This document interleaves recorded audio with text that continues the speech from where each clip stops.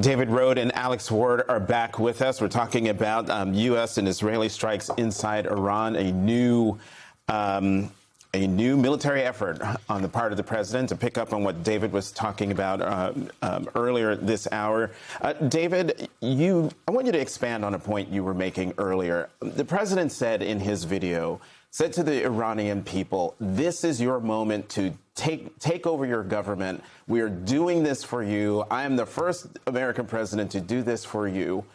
How realistic is it that the Iranian people, one, will take the president up on his offer, and two, actually be able to succeed in taking over the governance of Iran? I think there's no question that the Iranian people are incredibly frustrated with this regime. It's very corrupt. The Iranian Revolutionary Guard controls a lot of the economy. There were protests several years ago when a young woman, was arrested for not wearing a hijab and then died in police custody. And there were tens of thousands of people in the streets months ago. But the president's instructions were sort of unclear. So he said, roughly, after we're finished, you should seize the government. And I don't understand kind of what that means in terms of the timing.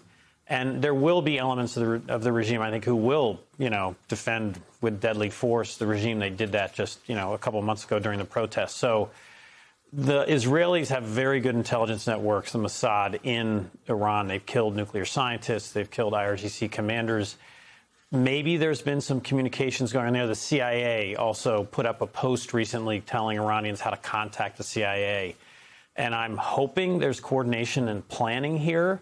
But otherwise, we could just see chaos and a bloodbath. One quick follow-up, David, because it's one thing to call on the people to take over their government, but is there an identified leader who could take over? So there is the son of the former Shah of Iran. I was at the Munich Security Conference recently. He spoke there. But there are Iranians who say, he is proposing to be an interim leader. He said, I have 100 experts assembled and we have a plan and all these things like that. There are other Iranians who are secular. They want a modern democracy. It's an amazingly sophisticated culture. Tehran is this international city. They don't want a monarchy. And the son of the Shah isn't promising a monarchy. He's saying he would be an interim leader. But we saw this fold out in Iraq and in Afghanistan. Interim governments come in. And just the last point is the Trump administration was careful to not do this in Venezuela. They did not topple that regime. They left Maduro's vice president in power. So this is a very, very aggressive and risky approach.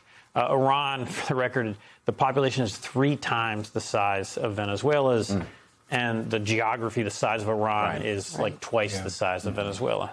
Alex, I want to bring you in here. The president has used different explanations and reasonings as to why this has happened. He has talked about freeing the Iranian people. He has warned, and this was after last year's strike, not to resume nuclear activities. He said that they're doing that.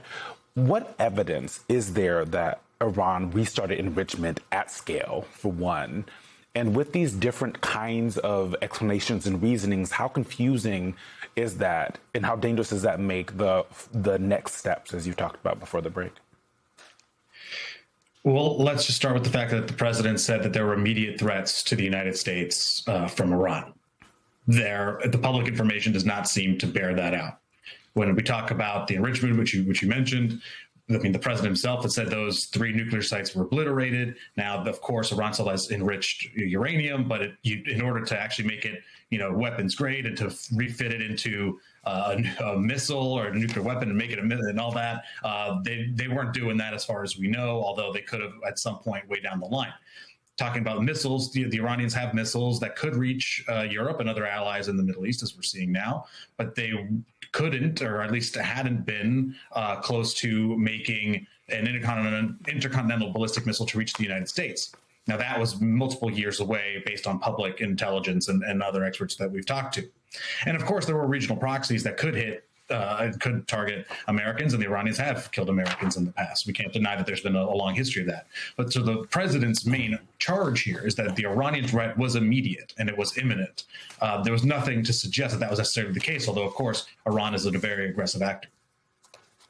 David Rohde and Alex Ward, thank you so much. Please stick with us. We're going to have much more on this breaking news straight ahead, including President Trump's message to the Iranian people. You're watching The Weekend.